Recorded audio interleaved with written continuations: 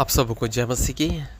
मेरे प्रियो, मसीह में आने के पश्चात हम कई बार प्रार्थना करते हैं, लेकिन ऐसा लगता है कि परमेश्वर सुन रहा है या फिर नहीं, या परमेश्वर देर से उत्तर देगा।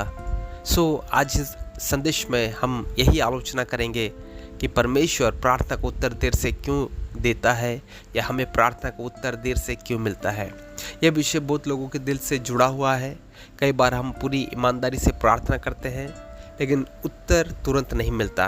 तब हमारे मन में सवाल आता है, क्या परमेश्वर मेरी सुन रहा है या नहीं। बाइबल में सिखाते हैं कि परमेश्वर हमारी प्रार्थना को सुनता है, लेकिन उनका समय और हमारी इच्छा हमेशा एक जैसी नहीं होती। परमेश्वर का समय हमारे समय से अलग है। सबोपदेशक 3:11 कहता है कि परमेश्वर ने हर एक वस्तु को उसके समय पर सुंदर बनाया है। हम कह सकते हैं प्रभु अभी चाहिए, लेकिन परमेश्वर कहते हैं मेरे समय पर। कभी कभी देर इसलिए होती है क्योंकि परमेश्वर हमें उस आशीष के लिए तैयार कर रहे होते हैं जिसकी हमने प्रार्थना की है। देर का अर्थ नहीं है। जब उत्तर नहीं आता तो हमें लगता है कि परमेश्वर ने मेरी प्रार्थना ठुकरा दी है, लेकिन याद रखिए, अभी नहीं का अर्थ कभी नहीं होता। अब्राहम ने संतान के लिए परमेश्वर की प्रतिज्ञा की प्रतीक्षा लंबी थी, लेकिन परमेश्वर अपनी प्रतिज्ञा से पीछे नहीं हटा। इसलिए अगर आज आपकी प्रार्थना का उत्तर नहीं आया है तो विश्वास को मत छोड़िए। परमेश्वर के वचन के ऊपर डटे रहिए, परमेश्वर की प्रतिज्ञा के ऊपर डटे रहिए, क्योंकि परमेश्वर का बहुत बार देर का अर्थ ये नहीं होता कि अभी नहीं या कभी नहीं। परमेश्वर हमारे विश्वास को मजबूत करता है। कभी कभी परमेश्वर उत्तर देने से पहले हमारे विश्वास को मजबूत करना चाहता है। रोमियो 8:25 कहता है हमें आशा के साथ धीरज से प्रतीक्षा करना सिखाता है। जब हम प्रतीक्षा करते हैं तब हमारा विश्वास बढ़ता है, हमारा विश्वास मजबूत होता है। अब मुझे अभी दिखाई नहीं दे रहा है, लेकिन मेरा परमेश्वर काम कर रहा है। इस प्रकार की बातें यदि कोई कहता है तो याद रखिए, यही सच्चा विश्वास है। परमेश्वर बेहतर उत्तर दे सकता है। हम परमेश्वर से एक चीज़ मांग सकते हैं, लेकिन परमेश्वर जानता है कि हमारे लिए वास्तव में वह क्या अच्छा होगा या फिर नहीं। एक बच्चा अपने माता पिता से ऐसी चीज़ मांग सकता है जो उसके लिए नुकसानदायक भी हो। अच्छा पिता उसे वह चीज़ कभी भी नहीं देगा, क्योंकि पिता जानता है कि वह उसके बेटे के लिए हानिकारक है। उसी तरह हमारा स्वर्गीय पिता हमें प्रेम करता है। इसलिए जब परमेश्वर नहीं कहते हैं तब भी वह प्रेम करता है।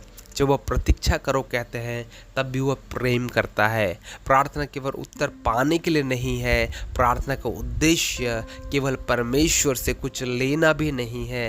प्रार्थना हमें परमेश्वर के करीब लाने का एक प्रक्रिया है, जिसमें हम परमेश्वर के सम्मुख आते हैं। हम अपने जीवन को परमेश्वर के ऊपर में भरोसा करना सीखते हैं और परमेश्वर के साथ एक अटूट विश्वास को उत्पन्न करने के लिए कहते हैं। और ये कुछ दिनों के बाद हमें पता भी चलता है। कभी हमारी परिस्थिति नहीं बदलती, लेकिन प्रार्थना के द्वारा हमारा हृदय बदल जाता है। हम चिंता से शांति में आ जाते हैं, डर से विश्वास में आ जाते हैं, कमजोरी से सामर्थ्य में आ जाते हैं, और प्रार्थना के द्वारा ऐसा ही होता है। फिलिपियों 4:6-7 हमें सिखाती है कि प्रार्थना और धन्यवाद के साथ परमेश्वर की शांति हमारे हृदय और विचारों की रक्षा करता है।